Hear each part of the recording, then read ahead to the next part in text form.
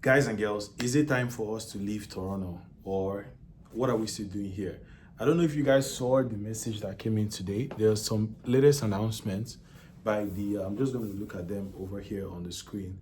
But there was latest announcements by the Minister of Immigration, Mark Miller, saying a lot of things, right? I don't know if you guys have seen the update. I'll leave the direct link to that update for you guys to go and check it. But essentially, they're saying that right now, the living requirements, which hasn't changed since the early 2000s, is now going to go up to 20,000 for international students that are trying to come into the country. So yes, kind of, they are now listening to people who are talking about Canada being expensive. I mean, this is something that I remember making a video about Canada getting super expensive, and some people were tackling me saying that, oh, if I don't like it here, I should go back to my country, and saying all lots of different things. And in that video, I remember mentioning something along the lines that if you're not making a certain amount of money right now, that Canada, the entire Canada, is going to be very tight for you. And I think people can see it now, like the government is saying the same thing, right? Everybody is crying. So the question that we're trying to cover in this video is Canada still honestly worth it? I want to give my own opinion. I want to give my opinion based on what I plan to do with my life right now, and also based on some of the things that I'm currently seeing happening in Canada, which are, like I said, are things that I'm seeing. These are not things that someone else is telling me. These are things I'm seeing with my two eyes, right? And then you can make a decision for yourself.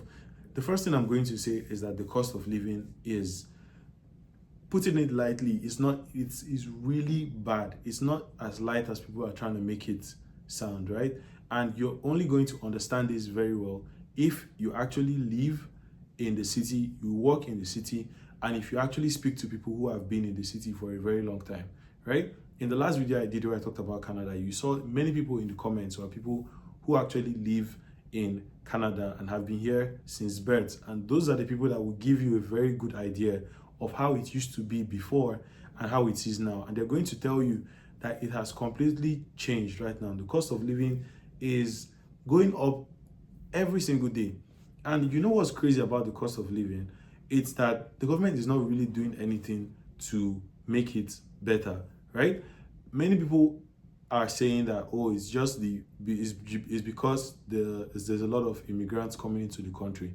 But I find that hard to believe, right? I feel like that's an easy way to explain the high cost of living, but it's not the entire reason for the high cost of living, because there are other things that impact the cost of living. One of the key ones is the rent and also the rate of taxes here as well. Those are two very important factors that you cannot dismiss.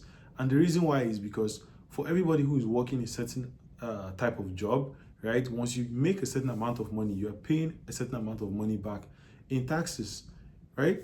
And the thing with the taxes is that in some areas it's justifiable, but in other areas it's not justifiable. And you see those areas where it's not justifiable, those are the areas that have a lot of work to be done on. And that's why many people feel like the government is not really doing something to solve the problem, right? And that's why people are getting frustrated. The second thing I want to mention is just the lifestyle itself, right? The lifestyle itself, and this is also tied to the cost of living, but the lifestyle itself that you need to live, like the kind of life that you need to live here to maintain some certain things. First of all, majority of the people that live here are working paycheck to paycheck, right? That is just the fact. If they don't go to work, they are not going to get money to pay for their next bill. That's just the thing. Canada is not really a country that encourages free enterprise and people to start businesses and grow businesses. If you look at it, most of the information around people talking about doing anything in Canada always ties into something that has to do with working for another person, right? Many people are not really thinking of starting their own business and, you know, building something to help other people.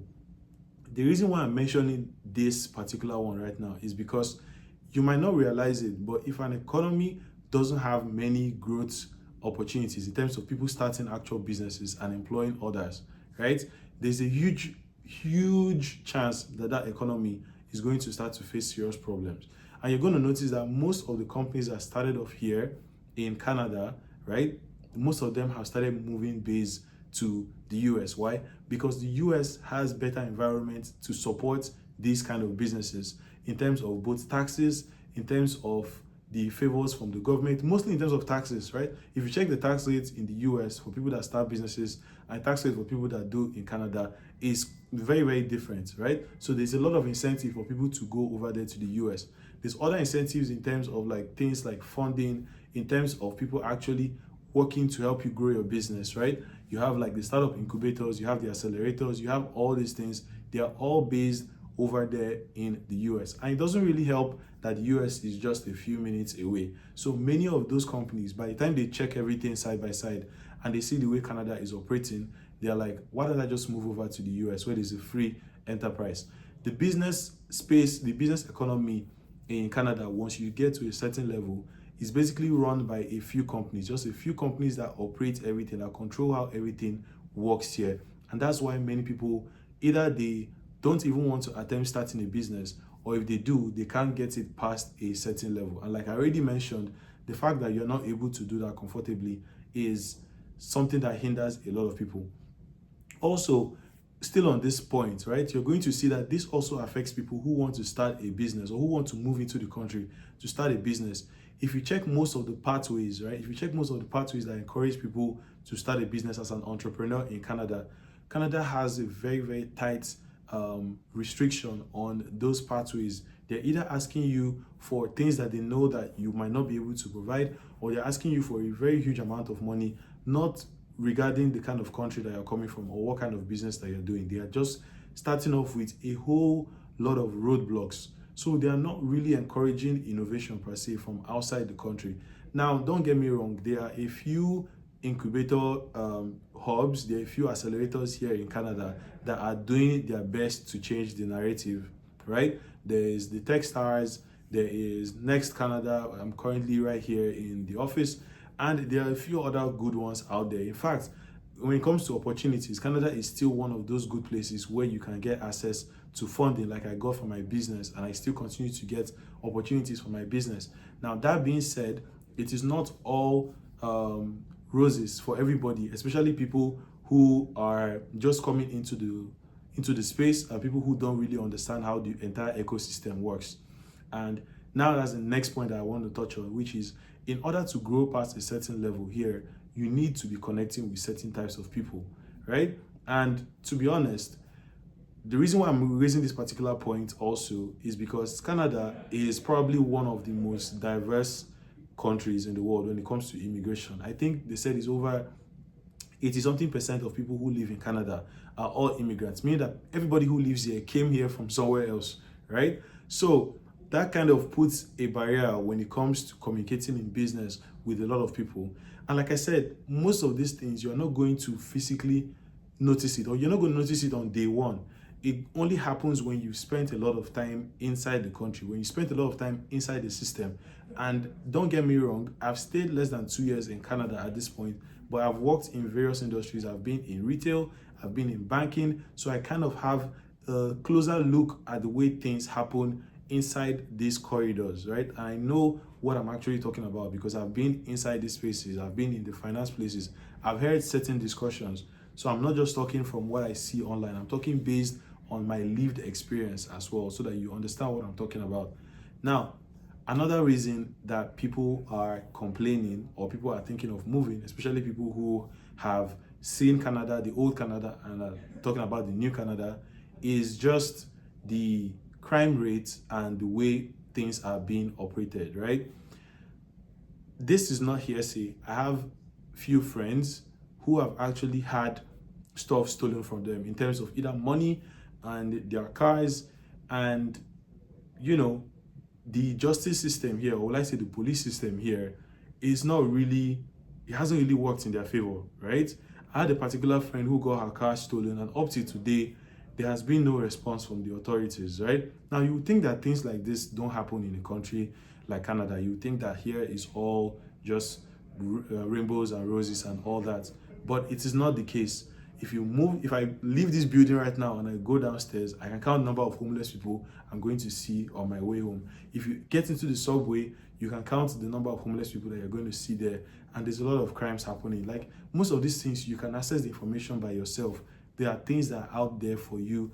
They are not hidden, right? It's simply you doing a normal search and you're going to see all these things.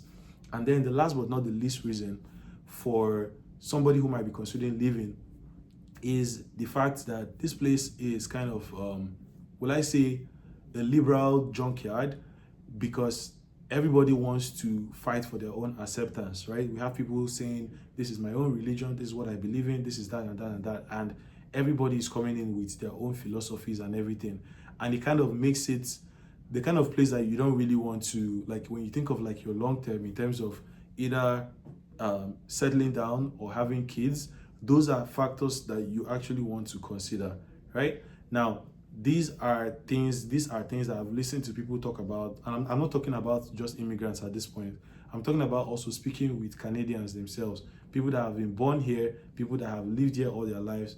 These are the kind of conversations that I'm having with them, which is making them doubt if they're going to be in Canada long term, and it's having them explore other opportunities as well. So at the end of the day, the question is, should you leave Canada, or is this the right time to leave Canada? Now, personally, giving my own opinion right now, if you are someone that just came in, right, you might not have noticed all these things that I'm talking about. So don't let that deter you. You know the reason why you actually came here, which is the main thing I want to talk about, is you have to understand the reason why you are here.